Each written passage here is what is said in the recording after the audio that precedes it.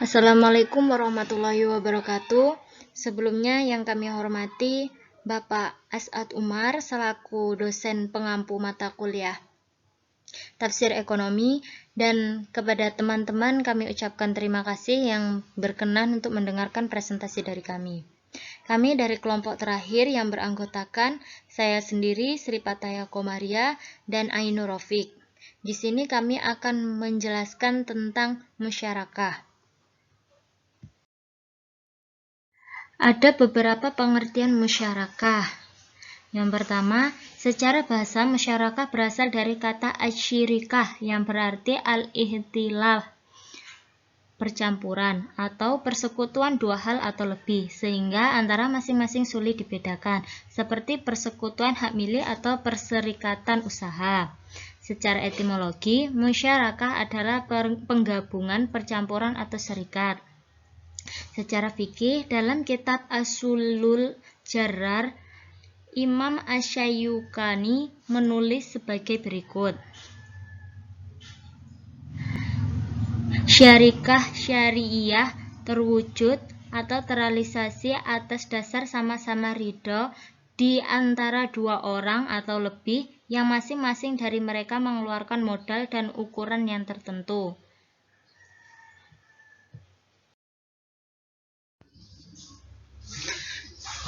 Dari keterangan-keterangan tersebut, disimpulkan, musyarakah adalah akad kerjasama yang terjadi di antara para pemilik modal untuk menggabungkan modal dan melakukan usaha secara bersama dalam suatu kemitraan dengan nisbah pembagian hasil sesuai dengan kesepakatan, sedangkan kerugian ditanggung secara proporsional sesuai dengan kontribusi modal.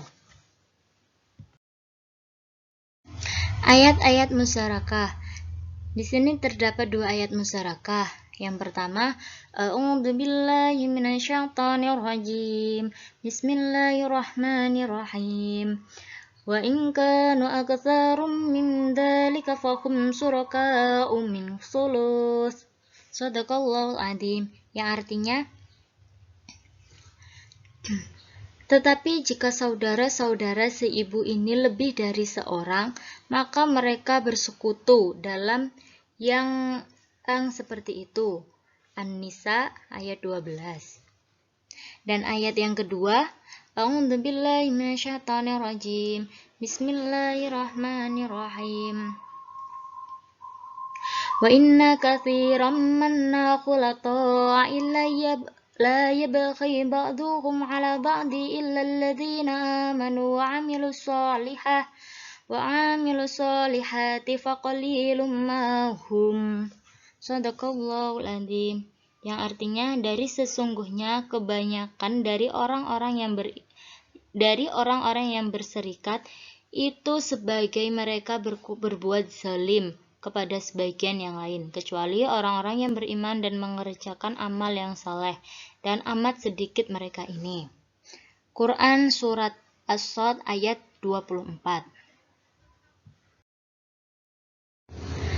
Penjelasan ayat tersebut.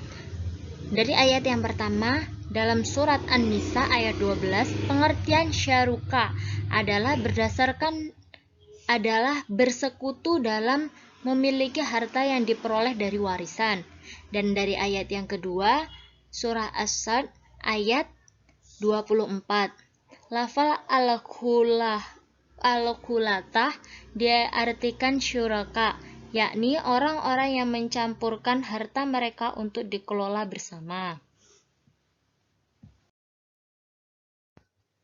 Konsep musyarakah dalam Islam. Di antaranya ada syarat-syarat musyarakah, rukun-rukun musyarakah, macam-macam musyarakah, dan manfaat-manfaat musyarakah. Di antara syarat-syarat musyarakah yang harus dipenuhi adalah yang pertama, tidak ada bentuk khusus kontrak. Berakad dianggap sah jika diucapkan secara verbal atau tulisan. Kontrak dicatat dalam tulisan dan diserahkan. Yang kedua, mitra harus kompeten dalam memberikan atau diberikan kekuasaan perwalian. Yang ketiga, modal harus uang tunai, emas, perak yang nilainya sama. dapat terdiri dari aset perdagangan, hak yang tidak terlihat, misalnya lisensi, hak paten, dan sebagainya. Yang terakhir, partisipasi para mitra dalam pekerjaan adalah sebuah hukum dasar dan tidak diperbolehkan bagi salah satu dari mereka untuk mencantumkan tidak ikut serta mitra lainnya. Namun porsi melaksanakan pekerjaan tidak perlu harus sama. Demikian pula dengan bagian keuntungan yang diterima. Adapun rukun-rukun musyarakah, yang pertama ijab qabul atau sikhat. Yang dimaksud demikian adalah adanya kesepakatan antara kedua belah pihak yang bertransaksi. Yang kedua, dua belah pihak yang berakad atau aikidani dan memiliki kecakapan melakukan pengelolaan harta. Yang ketiga, objek akad atau mahal, yang disebut juga ma'qud alaihi, yang mencakup modal atau pekerjaan. Dan yang terakhir, nisbah atau bagi hasil. Adapun macam-macam musyarakah, secara garis besar, syirikah terbagi kepada dua bagian. Yang pertama syirikah al-amalak, yang kedua syirikah al-uqud. Yang terakhir, manfaat musyarakah. Ada banyak sekali manfaat-manfaat musyarakah. Di antaranya, yang pertama, bank akan menikmati peningkatan dalam jumlah tertentu pada saat keuntungan usaha nasabah meningkat. Yang kedua, bank tidak berkewajiban membayar dalam jumlah tertentu kepada nasabah pendanaan secara tetap. Yang ketiga, pendapatan atau hasil usaha bank, sehingga bank tidak akan pernah mengalami negatif spin.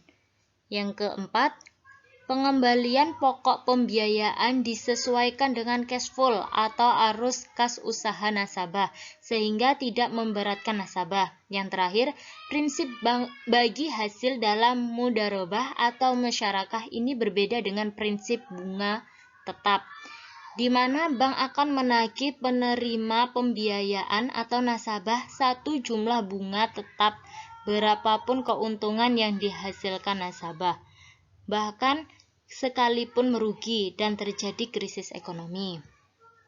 Oke. Sekian presentasi dari kelompok kami. Kami ucapkan terima kasih. Wassalamualaikum warahmatullahi wabarakatuh.